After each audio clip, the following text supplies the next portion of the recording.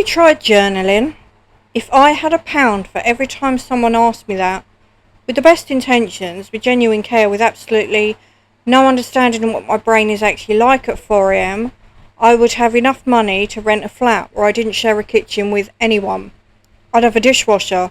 I'd have a living room. I'd have peace. I'd have a fridge that only contains my own food and a microwave that doesn't have mysterious water underneath it. But I don't. Because journaling doesn't pay the bills, Karen. I'm not saying journaling is bad. It's not. It helps some people. It sometimes helps me when my brain is cooperative, which is roughly once every lunar eclipse, and only if Mercury isn't in retrograde and I've had exactly the right amount of caffeine. But the way it's prescribed, like a universal panacea, like the single missing piece of the anxiety puzzle, like, oh, you haven't tried writing things down, makes me want to throw the journal across the room, which ironically is a form of release, so maybe it does work. I've just invented aggressive journaling. You're welcome. Here's the thing about coping mechanisms. They're not one size fits all.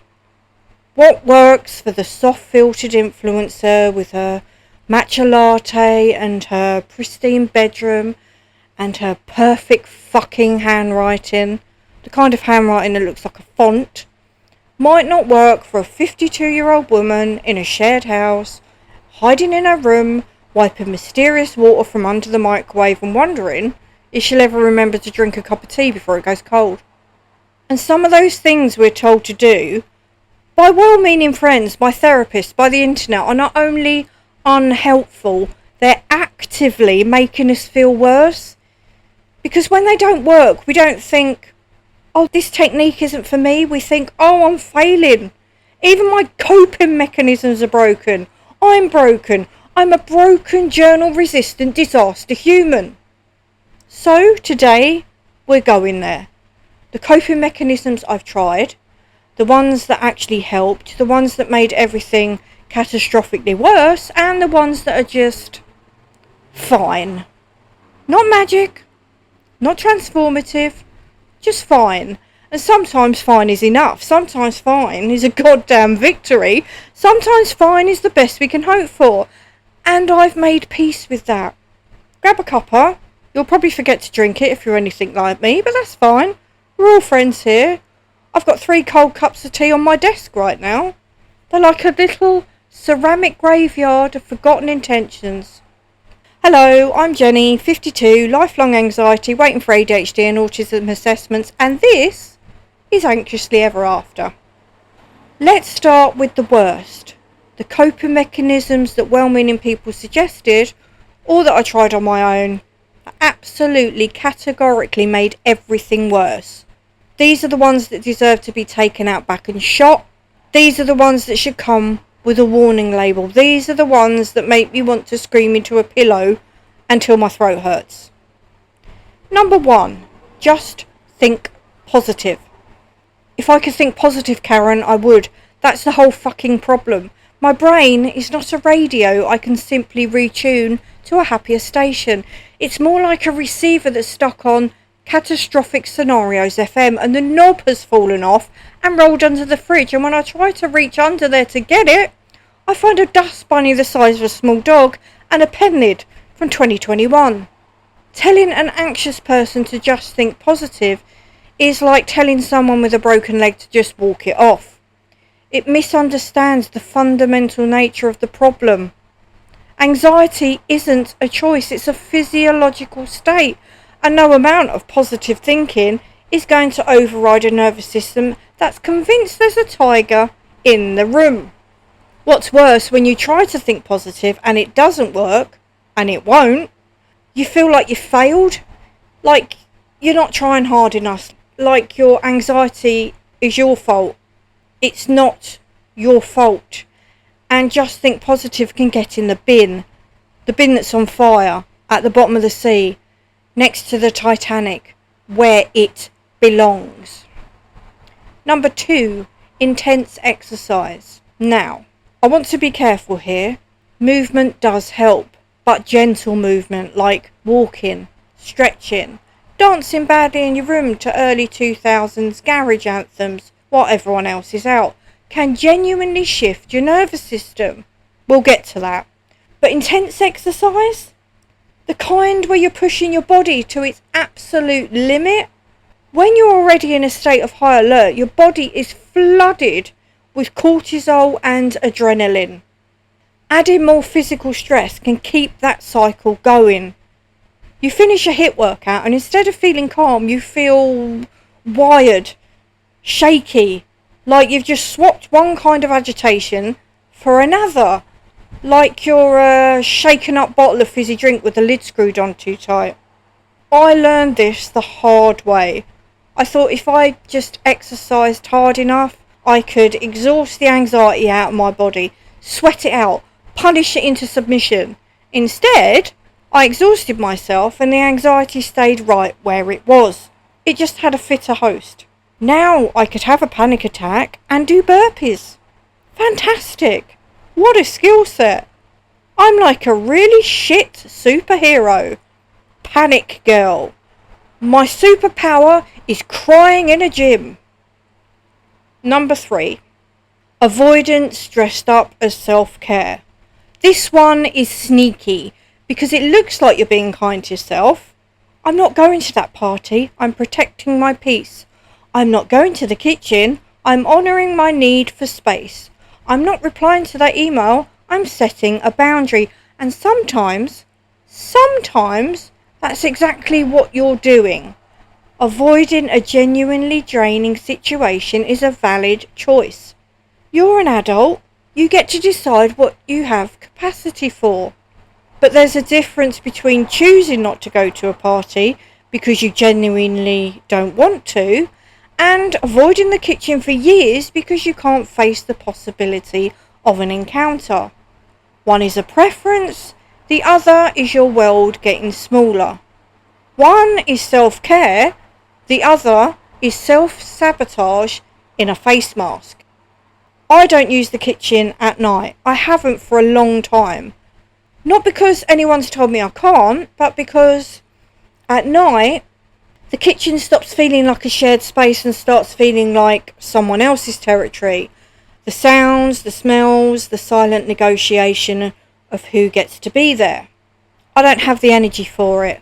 So I fill my water bottle in the bathroom sink. I keep snacks in my drawer. I've adapted. Is that self-care? Or is that my anxiety quietly shrinking my life? I don't have a neat answer. I'm still figuring it out, but I know that avoidance, even when it feels like protection, has a cost. It makes your world smaller. It reinforces the idea that you can't cope, and sometimes the kindest thing you can do for yourself is gently, slowly, terrifyingly expand back out. Or just accept that the bathroom sink is your water source now. Both are valid. Number 4, doomscrolling. Endlessly scrolling through bad news, anxiety-inducing content and the general horrors of the world is not a coping mechanism. It's self-harm with a Wi-Fi connection. You're feeding your brain a steady diet of things to be terrified about and then wondering why you can't sleep. It's like ordering a panic attack to go every single night. Yes, I'd like one large existential dread with a side of climate anxiety, please. Delivery at 2 a.m. Stop it. Put the phone down. Go look at a wall. Stare at the ceiling.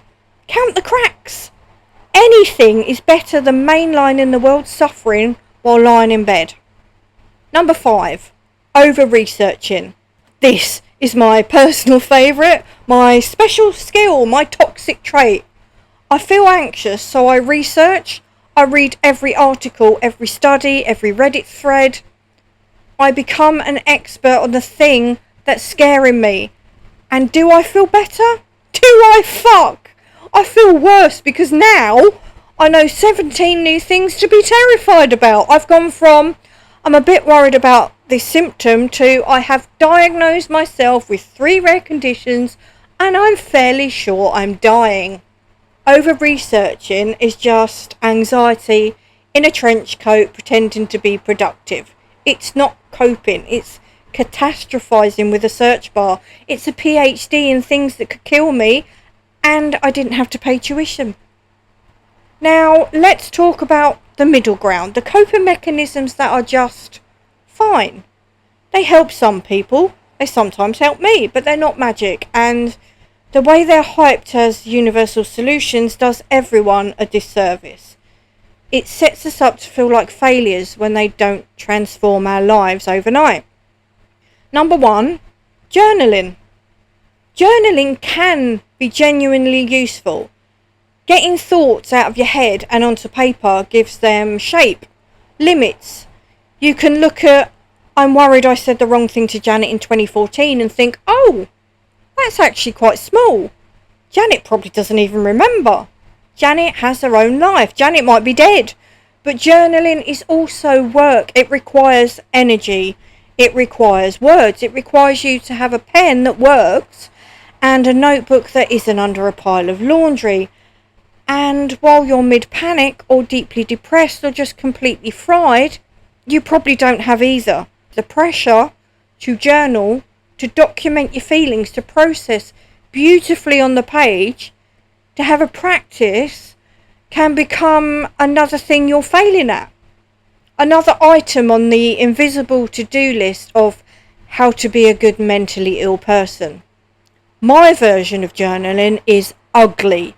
It's scribbled. It's incomplete sentences. It's can't breathe, heart racing, scared, don't know why. That's it. That's the whole entry. And that's fine. If journaling helps you, do it. And if it doesn't, don't. You're not doing anxiety wrong. There's no exam. No one's marking your emotional processing. No one's going to turn up and say, I'm sorry your feelings are illegible. Please resubmit. Number 2, meditation apps. I have tried. I have really tried. I've downloaded the apps. I've sat in silence. I've listened to calm voices telling me to notice my breath. And some guided meditations are genuinely helpful. A calm voice counting my breaths when I can't do it myself. Useful. A gentle reminder that I'm not actually being chased by a tiger. Appreciated. But here's the thing about meditation apps. They're built for a certain kind of brain. A brain that can sit still. A brain that can focus on a voice without its own internal monologue shouting over it. A brain that doesn't interpret. Notice your thoughts without judgment as an invitation for every catastrophic thought to take centre stage and perform a full Broadway number. My brain is not that brain. My brain hears, notice your thoughts and goes, oh, you want thoughts? Here's every awkward thing you ever said, plus a detailed scenario about your imminent financial ruin, plus that time in 1987 when you called your teacher mum. Enjoy! It's like my brain is a toddler who's been asked to be quiet and has taken it as a personal challenge. So I've adapted. I don't meditate for 20 minutes. I do 60 seconds while the kettle boils. That's it. That's the whole practice. And sometimes it helps. Sometimes it's just 60 seconds of my brain screaming while I pretend to breathe. Both are valid. Number 3, deep breathing. Deep breathing is complicated because when you're panicking, you're already over breathing, too much oxygen, not enough carbon dioxide. Taking a massive deep breath can actually make you dizzier, more lightheaded, more panicked. It's like adding fuel to a fire and wondering why you're getting burned. What actually helps is focusing on the exhale, making it longer than the inhale.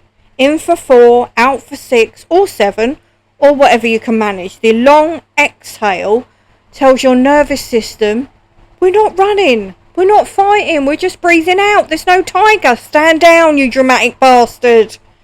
But even that isn't magic. It won't stop a panic attack in its tracks. It might take the edge off. It might give you something to focus on while you're waiting for it to pass. And sometimes that's enough. Sometimes taking the edge off is the best we can hope for. And that's okay. Here's the pattern with all of these. They're tools, not cures. They might help a bit, they might not. And the fact that they don't transform your mental health overnight doesn't mean you're doing them wrong. It just means they're tools, not miracles. A hammer is great for putting in a nail. It won't build your house by itself. Same thing.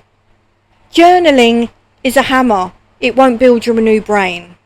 So what actually helps? What has made a genuine, noticeable difference to my anxiety? Not cured it, not fixed it, but made it more manageable. These are my weird, specific, slightly chaotic coping mechanisms. They won't be in a wellness magazine. They won't trend on TikTok, but they work. For me, in my life, in this rented room. Number 1, the locked door. This sounds absurd. It is a bit absurd, but having a door I can lock and locking it is one of the most effective anxiety management tools I have. It creates a boundary, a clear physical fuck off line between me and the rest of the house, between me and the midnight kitchen noises, the footsteps on the stairs, the mysterious smells that drift under the gap, between me and the world that expects me to perform fine all day. Behind this door, I'm not fully safe. The sounds still come through, the smells still waft under the gap, life still happens, but I'm safer. In my space, I have some control, and that tiny bit of control, that small, deliberate boundary, helps my nervous system settle. If you live in a shared space, find your version of the locked door, a curtain, a screen, a particular chair that's yours, a time of day when you know you won't be disturbed. Small boundaries, they add up. Number 2, the kettle. This is a direct result of the HMO kitchen blackout. I don't go in the kitchen at night. I haven't for a long time. So I keep a kettle in my room. I can make tea without navigating the shared space. I can have a warm drink at 4 a.m. without a silent, awkward encounter in the hallway. It's a small adaptation. It cost about 15 quid and it's genuinely changed my quality of life. Sometimes coping isn't about breathing exercises or thought logs. Sometimes it's about identifying the specific practical barriers that make your life harder and finding a workaround. Can't face the kitchen? Bring the kitchen to you. Can't face the supermarket? Get it delivered. Can't face a phone call? Send a text. Accommodate yourself. The world won't do it for you. Number 3, the weighted blanket. I have 2. One for warmer weather and a teddy fleece one for the colder months. Small luxuries. My nervous system is screaming at 4 a.m. Lying under that weight, just breathing, just being held, helps more than any breathing exercise. It's deep pressure stimulation. It tells your body you're safe, you're grounded, you're not floating away into the catastrophic void. It doesn't stop the panic, but it gives my body a different signal. A small, heavy anchor, like being hugged by a very calm, very heavy friend who doesn't talk. If you don't have a weighted blanket, even folding a regular blanket a few times and laying it over your chest can mimic the feeling. Not the same, but it's close. It's close enough. Number 4, the brain dump. Not journaling, not beautiful, reflected prose, just dumping. Getting everything out of my head and onto a page. No filter, no structure, no making it pretty. Can't breathe. Heart racing. Worried about money. Someone was in the kitchen until 3 a.m. again. Strange smells on the landing. I'm so tired. What if I never sleep properly again? What if this is just my life now? That's it. That's the whole entry. And something shifts when I write it down. The thoughts are no longer swirling inside me. They're on the page. I can see them. They have edges. They're smaller than they felt. They're just words. And words can't actually hurt me. Number 5, the 3-3-3 method. This is my go-to grounding technique when I'm mid-panic. It's simple, It's discreet. I can do it while sitting in my room at 4 a.m. without waking a whole house. 3 things I can see. 3 things I can hear. 3 parts of me to move. It doesn't stop the panic, but it gives my brain something else to do. It anchors me in the present instead of the catastrophic future my anxiety is trying to sell me. Number 6. Scheduled worry time. This one sounds absurd. I laughed when I first heard it. Schedule my worry? Like I can just tell my anxiety to clock in at 3 p.m. and clock out at 10 past 3. Like my brain respects office hours, like my anxiety has a union representative, but it works. It really does. Not perfectly, but enough. I set a timer for 10 minutes. During those 10 minutes, I'm allowed to worry. Encouraged even. I write down every single thing that's bothering me. Every what if, every I should have. I let it all out. When the timer goes off, I stop. Mid-sentence if necessary. I close the notebook, I put it away, and weirdly, my brain learns that there's a designated time for worrying. When a worry pops up at 11 a.m, I can say, not now. 3 p.m. And sometimes it listens, sometimes it takes the ticket and waits in the queue. Number 7, the pre-emptive wipe. This is deeply specific to shared living. Sometimes in a shared house you encounter mess that isn't yours. Water on surfaces, crumbs on the counter, mysterious splashes that you couldn't identify in a police lineup. And you have a choice. Confront the person responsible, which requires energy you don't have and might lead to an awkward conversation, or just wipe it up yourself, silently, resentfully, and move on with your day. I choose the wipe. Every time. Not because it's fair, it's not, but because choosing to let it go, choosing not to have the fight is sometimes the kindest thing I can do for my nervous system. The energy I'd spend being angry is energy I don't have, so I wipe. I mutter something under my breath and I move on. Sometimes coping is about choosing your battles, and sometimes the bravest, wisest thing you can do is decide that a battle isn't worth fighting. Even if you're right, even if it's unfair, your peace is worth more than being right. There are coping mechanisms I'm still wrestling with, still trying to get right, still failing at regularly, and I want to be honest about that because the internet is full of people who pretend they've got it all figured out. I have not got it all figured out. I'm a chaos goblin in a human suit. Number 1, asking for help. I am bad at this, really bad. I've spent decades learning to be self-sufficient, to not be a burden, to handle things on my own. And when you live alone, even in a shared house, you're essentially alone. There's no one to notice when you're struggling. You have to actively reach out, and that is fucking hard. It feels like admitting defeat. It feels like being a bother. It feels like handing someone a problem they didn't ask for. I'm working on it. Sending the text that says, having a wobble. Don't need anything, just telling someone. Letting a friend know I'm struggling, even if I can't articulate why. It's uncomfortable. It feels needy. But it also helps. Connection is a coping mechanism too. Number 2, rest without guilt. I'm 52. I'm tired. Not just physically, though that too, but existentially. The kind of tired that comes from decades of managing a nervous system that won't switch off. And yet when I rest, I feel guilty. I should be doing something. I should be productive. I should be fixing something, improving something, moving forward. I'm trying to unlearn that.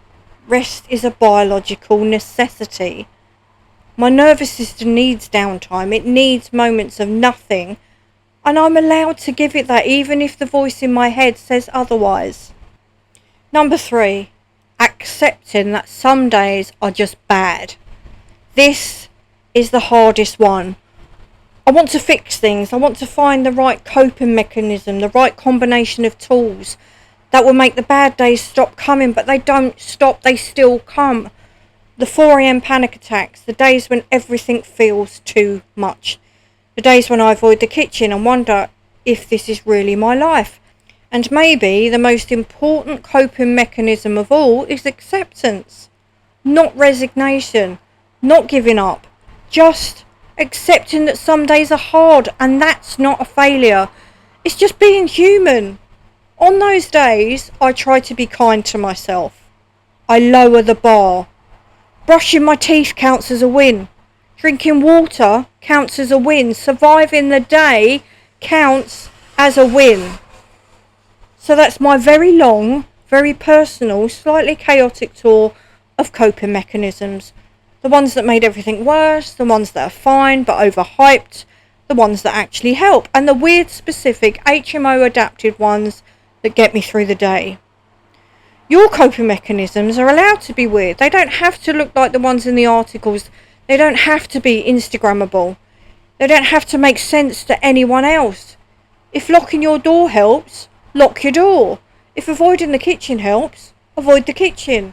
If wiping surfaces silently and resentfully helps you avoid a confrontation you don't have the energy for, wipe the surface. If a kettle in your bedroom is the difference between hydration and dehydration, get the kettle. Accommodate yourself. The world won't do it for you. I'd love to hear yours. What's a coping mechanism that works for you? Even if it's weird, even if it's small, even if it wouldn't make sense to anyone else. You can find me on Patreon at patreon.com/anxiouslyeverafter or on Buy Me a Coffee. Drop me a message. Let's make a collection of actually useful, unglamorous, real coping tools. The kind that don't require a subscription or a ring light. If you enjoyed this episode, please share it with someone who might need it. Word of mouth is how small shows like this one grow. Until next time, your coping mechanisms don't have to be pretty. They just have to be yours. And you're allowed to use whatever works, even if it's weird, even if it's small, even if it's just surviving another day. This is Anxiously Ever After. I'm Jenny. Now, if you'll excuse me, I need to go and not journal. I'm going to stare at the wall for a bit. Maybe wiggle my toes. And definitely not think about the strange water under the microwave.